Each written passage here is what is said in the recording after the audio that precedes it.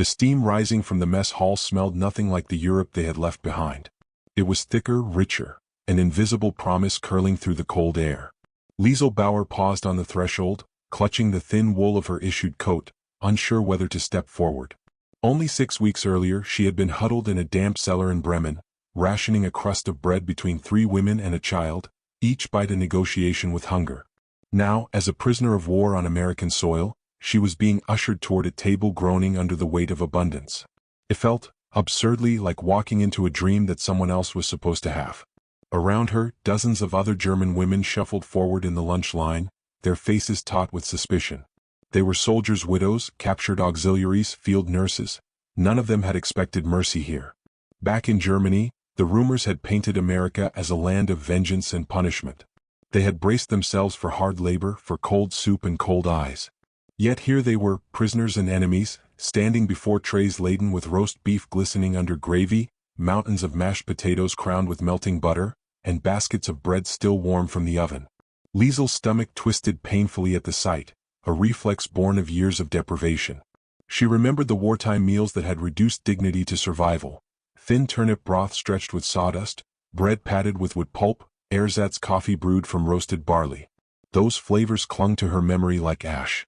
When she reached the front of the line, a smiling American woman ladled a generous scoop of green beans onto her tray and added a wedge of apple pie. "Welcome," she said, as if greeting a guest rather than feeding a prisoner. The word itself felt heavier than the food. The women sat in silence at the long wooden tables, their movements slow and mechanical.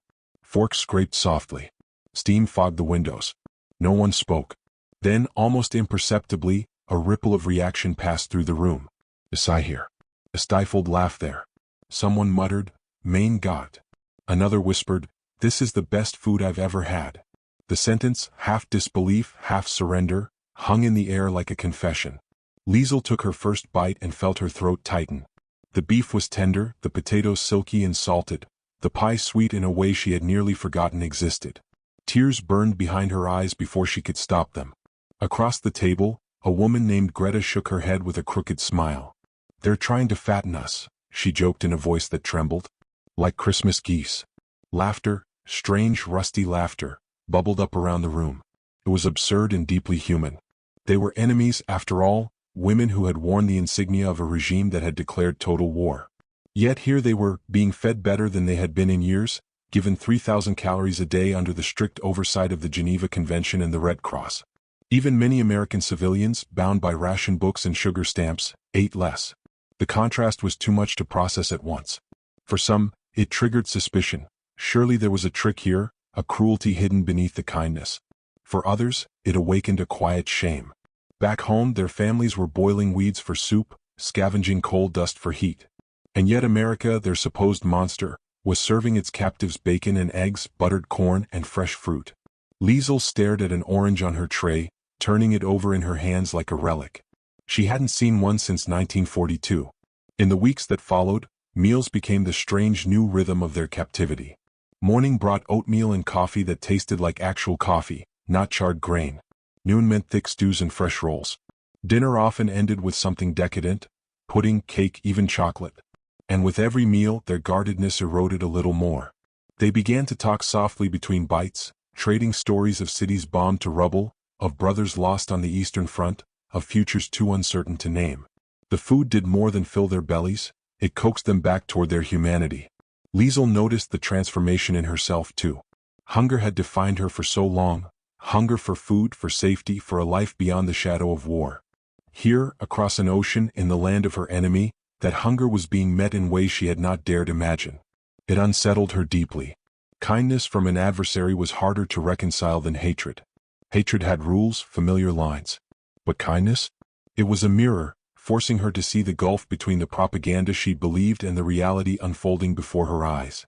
One evening, as the sun bled red over the barbed wire fence, she lingered by the window of the mess hall. A supply truck rattled in through the gates, crates of flour and fruit stacked high in its bed. Behind her, the women were laughing, real laughter this time, bright and unguarded. The sound startled her more than any gunfire had. She realized with a strange ache that they were not just surviving here. They were being restored. Yet a question gnawed at her as she watched the truck disappear into the twilight. If this was how America treated its prisoners, its enemies, what else might lie beneath the stories they had been told? And if something as simple as a meal could shift her heart, even slightly, what other changes might still be coming? She turned away from the window and back toward the warmth and noise of the hall, her tray trembling slightly in her hands. The hunger that had defined her life was no longer just for food. It was for understanding, and that, she sensed, was only beginning. The first invitation came folded inside a ration envelope, carried by a farm truck that rattled past the barbed wire fence. Liesel unfolded the paper twice before she understood what it was. A handwritten note, ink smudged and careful. Sunday dinner. Our family would be honored if you joined us. It was signed the Millers, strangers whose only connection to her was proximity and circumstance. She read it 3 times, searching for the hidden meaning. A trick? A test? Or something far more disarming? A gesture of welcome that made no sense in the language of war. On Sunday, under a sky so blue it seemed almost mocking, she and 4 other women were escorted beyond the perimeter. They walked through rows of apple trees heavy with fruit, past children chasing a dog across a yard. The farmhouse ahead was modest but warm, its porch crowded with potted flowers and rocking chairs. Liesel's heart thudded in her chest. For 2 years she had been the enemy, the other, the name whispered with bitterness in propaganda speeches. Now she was about to step into an American home not as a captive, but as a guest. Inside, the air was fragrant with roasting chicken and yeast bread. The table, long and wooden, was set with mismatched plates and polished silverware. Mrs. Miller, a woman with soft eyes and flour on her apron, greeted each prisoner with a handshake and a smile. Mr. Miller, tall, sunburned, his hands marked by a farmer's labor, pulled out chairs for them as if they were visiting relatives. The Miller children watched shyly from the doorway, fascinated by the women's accents, their foreignness. At first, the meal was stiff and silent. The German women sat upright, unsure whether to speak or simply eat. But the food, it was impossible not to react to the food. There was roast chicken, its skin golden and crisp, potatoes whipped with cream, green beans glistening with butter. There were biscuits still steaming, and at the center of the table, a pie that smelled like summer. With every bite, their caution melted a little more. Greta, who once swore she would never speak English to an American, asked timidly for the salt. Helene, the youngest, laughed when Mr. Miller teased her about eating a 3rd biscuit. Liesel watched these small moments unfold with a mixture of wonder and unease. It was not the abundance that unsettled her, she had grown used to that. It was the kindness. It was the realization that these people, who had every reason to hate them, were choosing not to. The Millers asked gentle questions about their lives in Germany, about their families, about the cities they had left behind. There was no accusation in their voices, no triumph. Only curiosity and a quiet, deliberate effort to build a bridge. For the first time since the war began, Liesel felt seen not as an enemy but as a person. After dinner, Mr. Miller poured coffee and shared stories about his son, who had fought in Europe but returned home safely. He said not everyone was a Nazi, he remarked simply.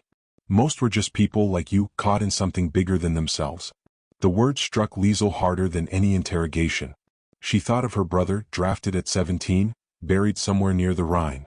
She thought of her mother, who wrote letters full of ration lines and bomb sirens. They too had been caught. And here, across an ocean, someone understood that. The weeks that followed blurred into a gentle routine. The Millers invited them again, and soon other families did too. The women helped shell peas on back porches, kneaded dough beside American mothers, taught German lullabies to curious children. The simple act of sharing meals turned strangers into acquaintances, then into something like friends. Some evenings ended with tears as stories of loss flowed freely in both directions. Others ended in laughter over burned pies and language mishaps. Every shared table chipped away at the walls that war had built. One afternoon, as summer bent toward autumn, Mrs. Miller pressed a small parcel into Liesel's hands. A loaf of fresh bread wrapped in cloth, still warm. For you, she said. To remind you there's goodness beyond all this. Liesel carried it back to the camp like a sacred object. That night, as she broke it apart with the other women, a silence fell, an understanding that this was no longer just about food. It was about belief. Belief that compassion could exist even after devastation. Belief that enemies could become neighbors. Belief that the future, however distant, might hold something better. Yet beneath the warmth, an ache remained. Each meal, each kindness, brought the inevitable question closer. What would happen when the war's end finally sent them home? The thought of returning to a country still in ruins, of trading roast chicken for ration soup, laughter for suspicion, filled Liesel with a dread she struggled to admit. And she was not alone. Greta confessed she feared leaving. Helene whispered one night that she wished the war had ended differently, just so she could stay. The irony was cruel and profound. They had arrived in America terrified of how they would be treated. Now they feared how they would live without it. The war had stolen their certainty, and the enemy had given them something far more dangerous: hope. On their final Sunday with the Millers, as the leaves began to turn, Liesel lingered at the doorway before stepping back into captivity. Mrs. Miller pressed her hand and said softly, "You'll build again. All of you will. And maybe someday you'll invite someone else to your table." Liesel nodded, though her throat was tight.